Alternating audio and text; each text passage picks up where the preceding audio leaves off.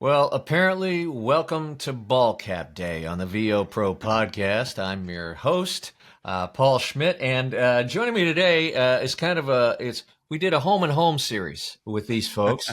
Kevin Kilpatrick and Bobbi Maxwell, the hosts of the Making Waves podcast. I've been listening to them back since it was called the Blue Middle Collar? Class VO podcast. There we go, Middle Yeah. Class. That's what it was. So I've been listening to you guys for a long time. Well, thank you. Kevin just celebrated 20 years in the VO business. I'm sure it's been close to that long for Bobbi. And so I wanted to dig in and get to know these guys a little bit today. Please welcome Kevin Kilpatrick and Bobbi Maxwell, hosts of Making Waves. Welcome, guys. Thanks, Paul. Thanks for having us. This was not planned. I don't think I've ever interviewed a guest that had a ball cap on. I do it quite often, but we all showed up on camera and went, "Well, holy hell, what happened here?" Exactly. And I don't usually wear them, so. Bobbi, yours first. Which Tigers are you touting today? The Bengal Tigers, the one and only Bengal Tigers from Cincinnati. Oh, see, now we're going to have a Hooray. problem because I'm a lifelong Ravens fan. So. I know you are.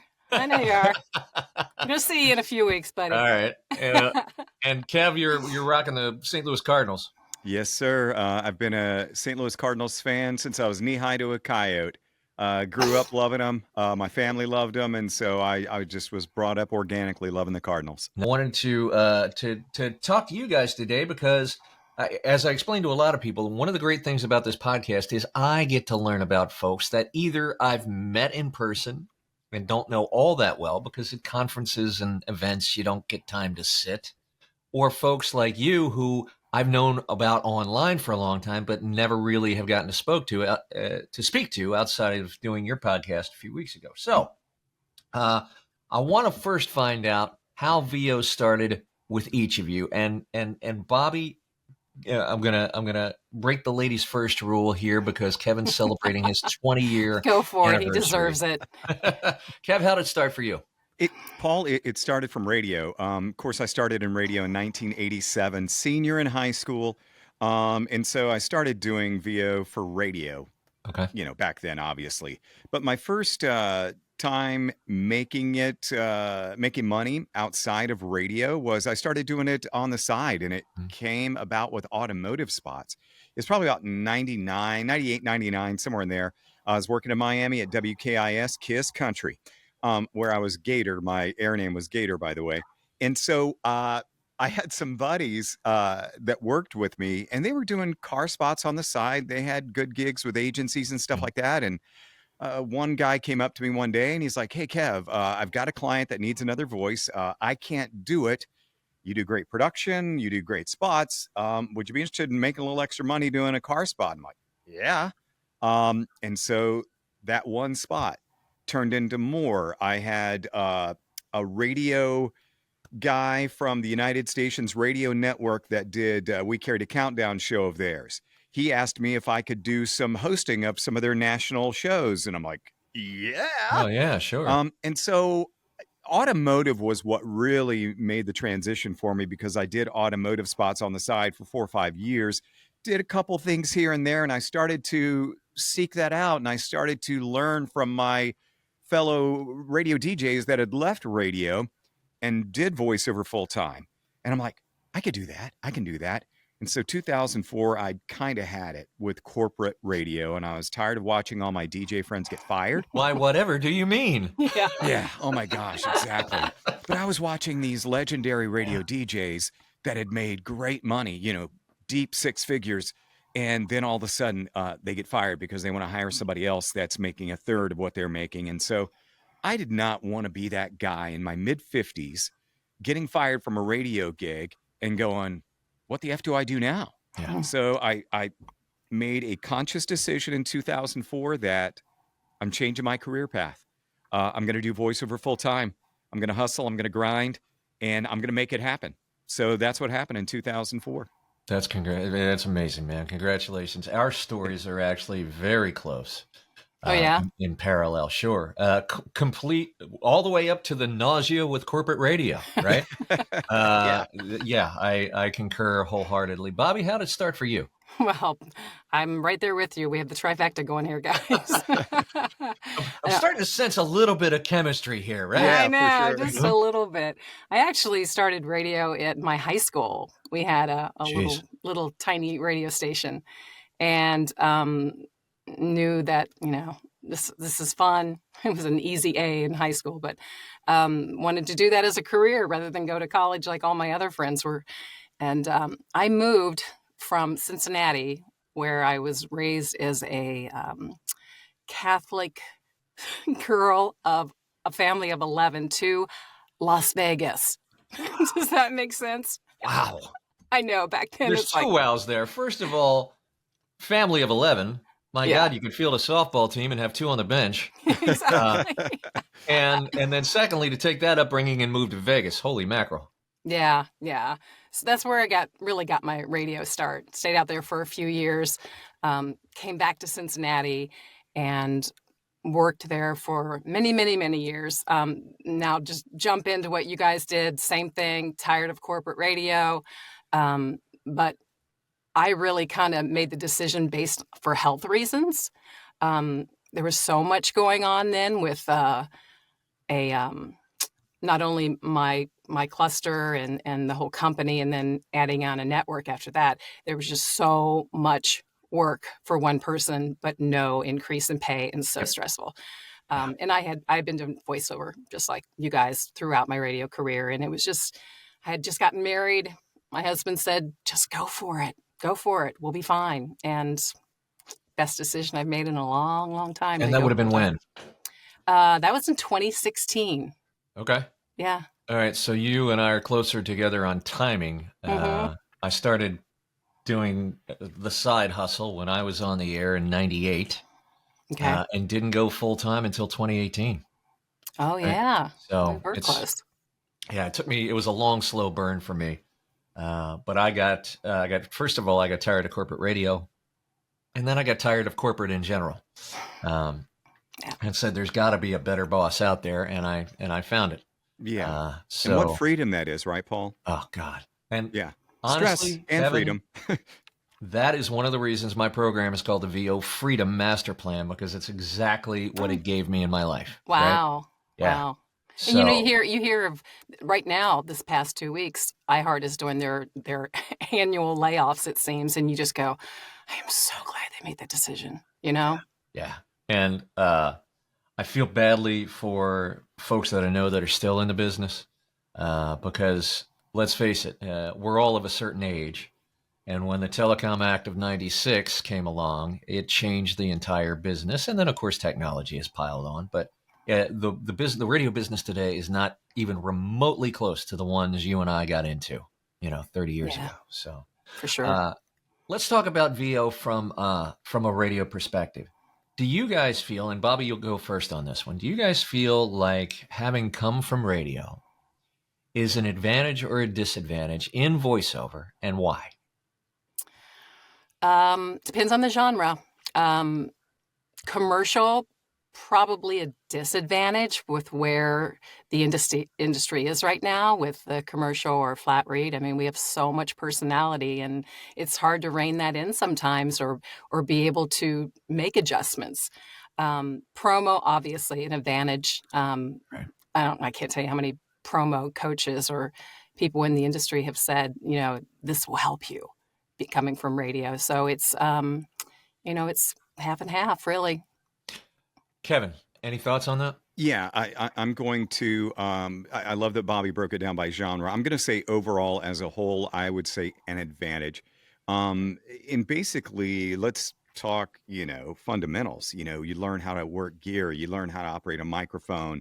You learn the importance of sound and sound quality and those things. I think that part is an advantage, Paul. Getting into voiceover. But I will echo what Bobby said. If you want to do those national commercial spots, unless they're calling for an announcer, if they want the warm guy next door who has 3 children and takes his kids to soccer practice and also had a burrito the night before, then sometimes those specs can be a little bit challenging, right? When you do come from radio. But here we are all three of us grinding, hustling to get better all this time. So overall, an advantage coming from radio, I think. But when you get down to certain areas, I think there is a big disadvantage. I think you guys broke that down separately and beautifully, and I agree with both of you. I'm going to take Bobby's cue on genres. What genres are each of you working in today, and how has that evolved over the course of your career? Kev, you want to go first? Okay. Yeah, Bobby, go ahead. Definitely commercial is my biggest genre, specifically automotive, which Kevin is my biggest client. Thank you again, buddy. So commercial, probably 75% of it. I do a lot of political, which is going crazy right now. Yes, it is. And I do a fair amount of explainer work. So yeah, I'd break it down like that. Correct me if I'm wrong. A couple of weeks ago in Dallas, I think I saw your name up on the screen, didn't I, Bobby? Yes, you did. That was for an automotive category. Nice. And I actually got the job from Kevin. Wow. I know. So we share ball caps and referrals and all kinds of stuff around here. That's very cool. Congratulations on your One Voice nomination. Thank you so much. Yeah, that's very cool. Kev, where are you working these days? The majority of what I do is automotive. And, that's what started my VO journey. My voiceover journey started with the path of automotive spots. And it's so, I love it when people say my voiceover journey, because it really is a journey. And I say that a little in jest, but, it's funny to hear that. So my voiceover journey started with automotive, and that is what has sustained me, my career all this time. Probably 40-50% of my work is automotive. But Paul, I manage a roster of a dozen or so talent. I manage all of the audio. I actually manage the sound design of the video of a major automotive agency. And I'm talking, we crank out 200 spots a month. Wow. For sound design. And then I am individually myself producing probably a couple of dozen radio spots every month. And then beyond that, I am voicing 50 markets right now, and that's probably 60 to 70 spots per month in automotive. Wow.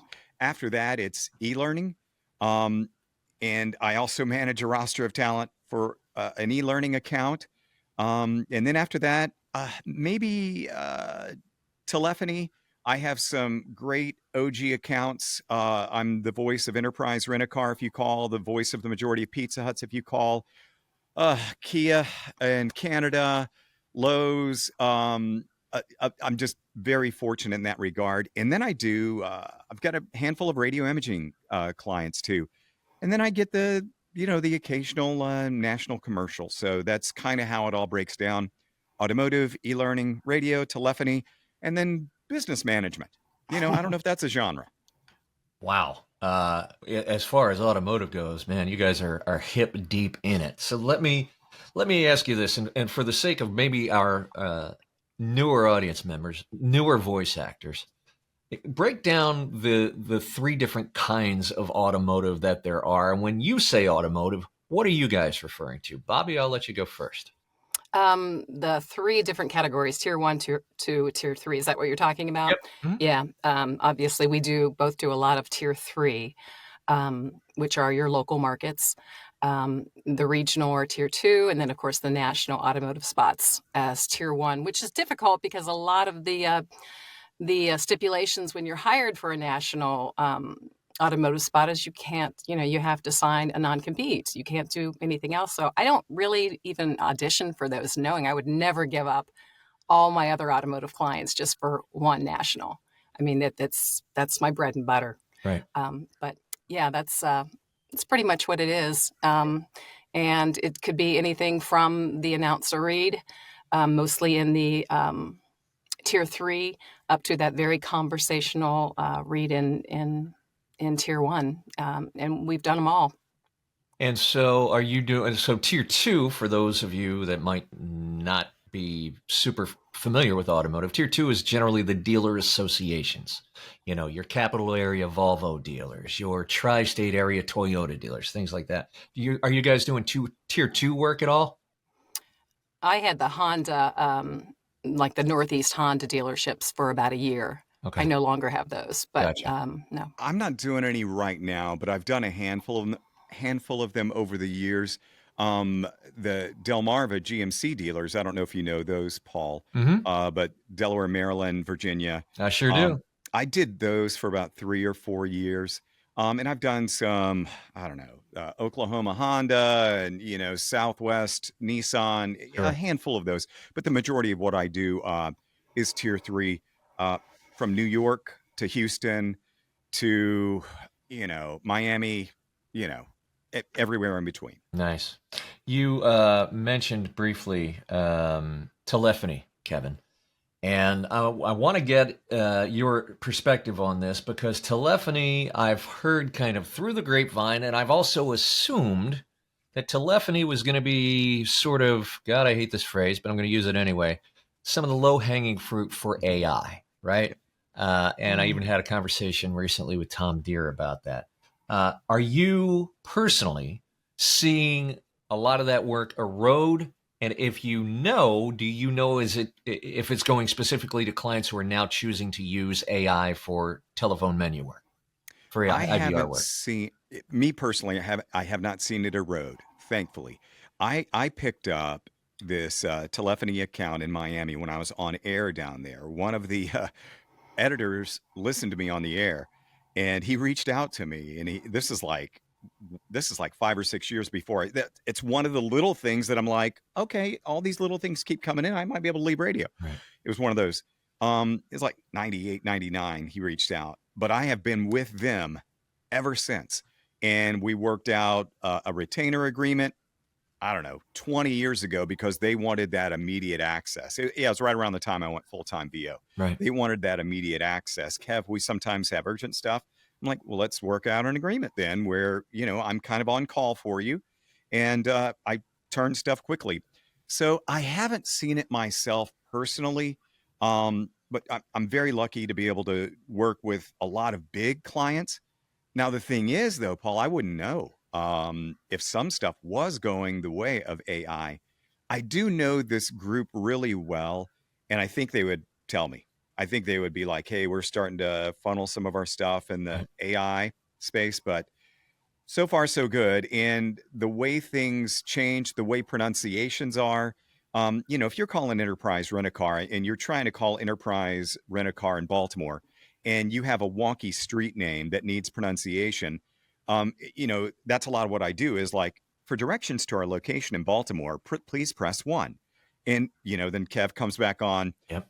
just off of I-95, take the exit, whatever it might be. If you've got some wonky names, AI is not going to be able to manage that without you having to go back again and again. Nope, it's said like this, it's said like this.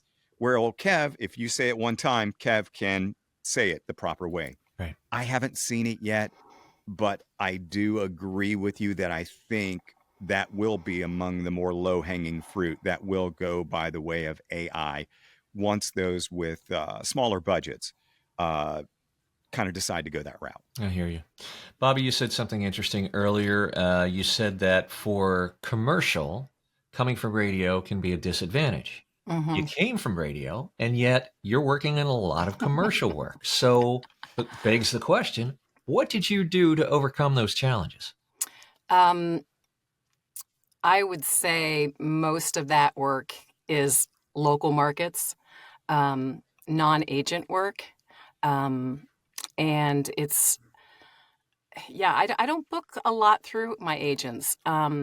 If there's one regret in radio or in my career, I wish I would have had a bit of a theater background because it's so helpful these days. I really, really want to nail that conversational read, and I can to an extent, but when you've got some of those people out there who are like, we're on the stage forever, it's nothing to them. So I think a lot of the work I am getting are it's commercials that don't require conversational read, and they're repeat clients, and that's huge in this business, is to have those repeat clients. So I don't need to have to audition as much, which are the conversational jobs. Yeah, I hear that. I think that, and I did a lot of stage when I was younger. And while I think that helped, stage and radio are both big right? You've got to be able to project to hit the back row. You've Really? got See, I to know keep nothing the about it. energy up, right? I think that, and in limited on-camera training that I've had, I think on-camera film work, TV work is much more akin to voiceover because it's more right-sized, right? Okay. That camera, that microphone is sometimes a foot away, right? And so you've got to learn to bring it down and be small, and that's really where you develop the nuance. And that's been my challenge too, Bobby, is Mm-hmm. learning to not be so broad and big, and to be able to be very subtle. And it, as my dear friend and coach Tina Morosco says, you trained yourself in radio for 15 years. That's not a switch you just flip off overnight. You're going to have to retrain your brain to think small, to rely on nuance. So I should probably change that to not theater. 'Cause I don't know anything about theater, but that's interesting that you said that. but it's the acting background. Acting. Thank you. I was just going to say changing it to an acting background. Yep. You guys, how did you two come into contact with each other? Was it through radio? And I always thought, man, these guys have such great chemistry. I wonder if they're married to each other. You are not, right? He is my work husband. We're work husband and Work wife. husband. There we go. Yeah. How'd you guys come across each other? Bobby, do you want to tell No, it? go ahead. You always tell the story so well. Okay, so I was at a Just like a married couple. I You want me to know. tell it? Yeah. No, you tell it. You tell it better. I was at a Tim McGraw and Faith Hill concert. I was a security guard for Faith Hill at the time, and I saw this gal with blonde hair and a Bengals ball cap on. And I said, "You look like you have a good voice. Do you want to do a podcast together?" No. You're so full of it. I know. But see, that's improv. I love ad lib. I love improv. Yeah. Yeah. It's funny. People sometimes, even to this day, will go, "What do you do for a living?" I'm a foot model. Nice. I'm big with flip flops and crew socks. I used Anyway. to tell people I install the plumbing in those rotating restaurants. That's it right there. But no, I actually, I manage a roster. I manage the production for a big automotive agency, and we were looking for a new female voice to add to the roster. And I handled the casting, and I think it was voice 1, 2, 3. Oh, wow. And yeah, this was 2016, I think, right? 2016, I think it 2017, was, or somewhere in there. 2017, somewhere around there. Yeah, and did the casting, narrowed it down to, I think, a top 10. P.S. Paul, another mutual friend, Linda Bruno, was also met the exact same way. Oh, no kidding. But long story short, Bobby was the selected recipient of being added to this automotive agency roster. I started sending her spots, and she was a pro. We chatted, we hit it off great, and we just ended up talking about voiceover and radio and our careers and stuff. And her daughters lived in Nashville when we first met, and she was still in Cincinnati, but she goes, "Kev, hey, I'm coming to Nashville to see my daughters. Would you like to grab lunch?" I'm like, "Sure, let's do it." And cool. Where do you want to go? And I'm like, I had an outside studio at the time. And I'm like, there's a great sushi place real close by. And so we met for sushi, and we laughed and we hit it off as good friends, and the rest is history. Very cool. And anytime you can bond over sushi, that's always a good time. Yeah. Now you're making me hungry. Yeah, the podcast came together. The podcast came together just because we both came from radio, and we said we should have been on the air together, just Yeah. because of that rapport that we had. And, Right. and then we said, well, we can. It's just in form of a podcast. So the podcast started when? I think 18. 18. That's right about the time I started listening. I didn't realize I got in on the ground floor of that. Yeah, Mhm. Okay. and that's exactly how it came about. As Bobby mentioned, we ended up talking a lot about voiceover and exchanging ideas, sharing stories, and both of us, I don't know who said the words, but we were like, we need to be recording our conversations and Mhm. publish this, because there's some good insight, there's good fun, we have great chemistry and banter back and forth, we have fun, educate, inform, bring our passion in all these things. So that was the impetus of our podcast. So it started out as the Middle Class VO podcast, and then evolved into Making Waves. Why the rebranding, Bobby? Actually, I was getting some coaching with Maurice Tobias, and who's an incredible coach. Absolutely. And we asked her to be on the podcast. And she said to me, she goes, I don't understand why are you the middle class VO podcast? That means nothing. I mean, I can't understand what that means. So that tells me, what is your podcast even worth it? Blah, blah, blah, blah. And I talked to Kevin and I said, maybe she's right. And we just put our heads together, brainstormed, and Making Waves, WAVS, worked. Well, that's what we all do for a living. Yeah. WAVS is right. So thank you, Maurice. Very cool. And Paul, I would like to add to that. It came out of some frustration for me too in getting liners from people. So we run liners on our podcast, and I was going around at VO Atlanta one time, and I'm like, hey, can you, and I'm not going to name any specific names, but let's just say the majority of folks could not get what I was saying. Can you give me a liner? Say, hey, this is so-and-so. Hey, I'm Paul Schmidt, and you're listening to the Middle Class VO podcast with Kevin and Bobbi. Just something simple like that. Everybody always messed it up. Yeah. They always forgot VO. They always called it the Middle VO podcast. They called it the Middle Class podcast. They called it the Middle Podcast VO. And I got so frustrated. And I'm like, Bobbi, we need something easier, more simple or something. And I'm like, plus, we're kind of outgrowing that brand. I always say that Bobbi's making too much money now. We're beyond the middle class now. And then when the Bobbi's story of Maurice came in, I'm like, that's it. We're done. We're changing it. We're doing it. So that's my side of that story too. A little bit of word salad, right? Yes. Yeah, and that's right about when, I mean, there are so many voiceover podcasts now. Speaking of which, just watched and listened to yours of the top 14 list that you did, Pod. Thank you. I'm going to call you Pod. Hey, Pod. Paul Schmidt. Yeah. But yeah, I didn't realize how many really, really good voiceover podcasts there are until I watched that. So yeah, and the truth be told, Bobbi, they were like, I had to keep the video to a certain length, and I thought, my God, that I could do 25 of these if I really, and then you got to make a cut, and then you feel awful about the people you left out. Sure. So I'm not sure I'm going to be doing a whole lot of those type of lists. Thanks we're humbled and honored, by the way. Thank you. Well, it's true because like I said, yours was one of the first, I guess because of the timing, that I latched onto, right? It was you guys. It was the VO school with Jamie Muffett. Terry Daniel, I think, had a podcast and still does.